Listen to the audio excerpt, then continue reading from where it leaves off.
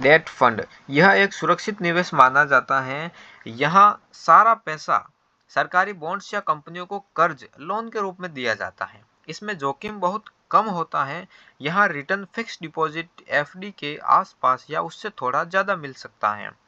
यह किन के लिए है? यह उन लोगों के लिए है जो अपने पैसे को सुरक्षित रखना चाहते हैं और 1 से 3 साल के निवेश के लिए करना चाहते हैं। जैसे कि इसका रिटर्न अभी 3 साल के अंदर का 7.43% है और ऑल ओवर देखा जाए तो भी 7.71% है। हाइब्रिड फंड, यह एक मिक्स निवेश है। यह इक्विटी और डेट दोनों का मिश्रण है। कुछ पैसा शेयरों में और कुछ सुरक्षित बॉन्ड्स में। रिस्क इसमें मध्यम होता है।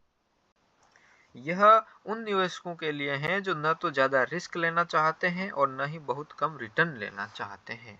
जैसे कि इसका देखा जाए तो 3 साल के अंदर 18.9 का जो रिटर्न है इसने दिया है। यानी कि शेयर और डेट फंड दोनों का इसमें मिश्रण है। इक्विटी फंड के अंदर भी 3 श्रेणियां होती हैं साइज के हिसाब से। जैसे large cap fund, large cap fund जो होता है वो देश की सबसे बड़ी 100 कंपनियों जैसे रिलायंस होगी, टाटा होगी, एसबीआई होगी, यह सबसे सुरक्षित इक्विटी फंड माना जाता है क्योंकि ये देश की टॉप कंपनियों के अंदर निवेश करता है। जैसे कि हम देखते हैं large cap fund, large cap mutual fund को देखते हैं, Nippon India large cap mutual fund. इसमें हम 100 रुपए से एसआईपी स्टार्ट कर सकते हैं। इसकी नैव 93.24 है। ठीक है, इसका 3 साल का इसका रिटर्न है 16.39%। उसके बाद इसका जो AUM है, इसका AUM है ये 51,403.8 करोड़ है।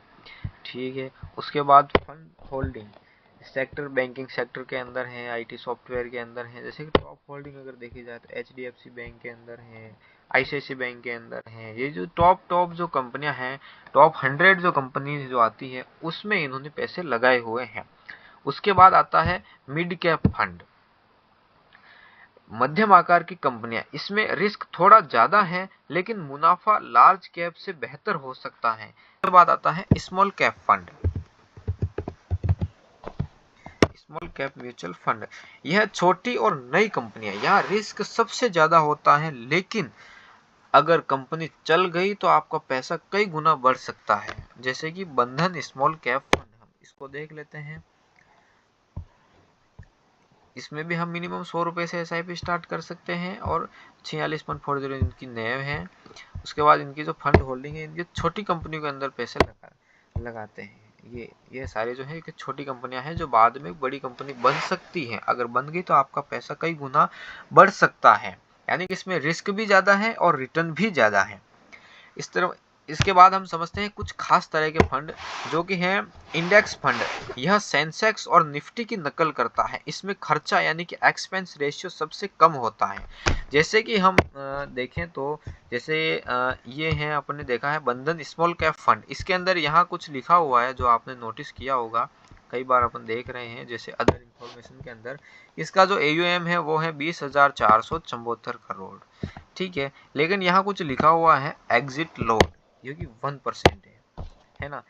ये क्या आपके जो आप पैसे, जैसे आपका कुछ प्रॉफिट हुआ आपको, तो उन पैसों के ऊपर जो है वो टैक्स लगता है, यानी कि 1% ये लेगा, यदि चार्ज लेता है। अगर आप पैसे लगाते हो, जो फंड मैनेजर है वो इनको मैनेज करता है आपके पैसे को, फिर वो अपने हिसाब से शेयर में इन्वेस्ट करता है या जहां भी वो पैसे को लगाता है, तो वो कुछ अपना परसेंट लेता है।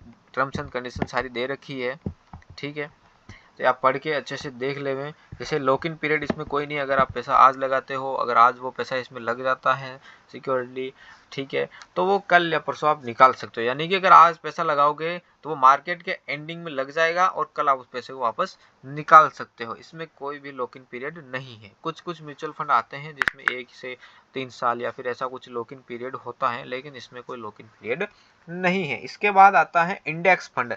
यह सेंसेक्स और निफ्टी की नकल करता है। इसमें खर्चा यानी कि एक्सपेंस रेशियो सबसे कम होता है। जैसे है वो निफ्टी नेक्स्ट 50 इंडेक्स फंड, चाहे हम इसको खोल के देख लेते हैं। ठीक है, इन्होंने 3 साल में 18.39% का जो है वो इन्हें रिटर्न दिया है। और इसमें अगर हम एग्जिट लोड देखते हैं, ठीक है, तो इसमें कोई एग्जिट लोड नहीं है। यानी कि बिल्कुल ना के बराबर है। और इसमें जो एक्सपेंस रेशियो है वो है 0.35 इंक्लूड जीएसटी और मिला के वो जो है ये है। और ये इस हिसाब से इसमें पैसे आपके कटेंगे, जो आपको प्रॉफिट होगा उसके ऊपर। अगर आप 1 साल से पहले पहले निकालते हो तो आपको 20% टैक्स ऑन गेन पे आपको विड्रॉल विद इन 1 ईयर, यानी कि 1 साल के पहले पहले अगर आप पैसे निकालते हो तो आपको 20% टैक्स उस जो गेन हुआ उसके ऊपर देना पड़ेगा। और अगर आप 1 साल के बाद विड्रॉल करते हो तो 12.5% टैक्स आपको देना पड़ेगा। अगर आपको प्रॉफिट 1,25,000 से ऊपर का हुआ हो तो एक साल में अगर आपका प्रॉफिट 1,25,000 से ऊपर हुआ होगा तो आपको उसके ऊपर 12 12.5% टैक्स देना पड़ेगा।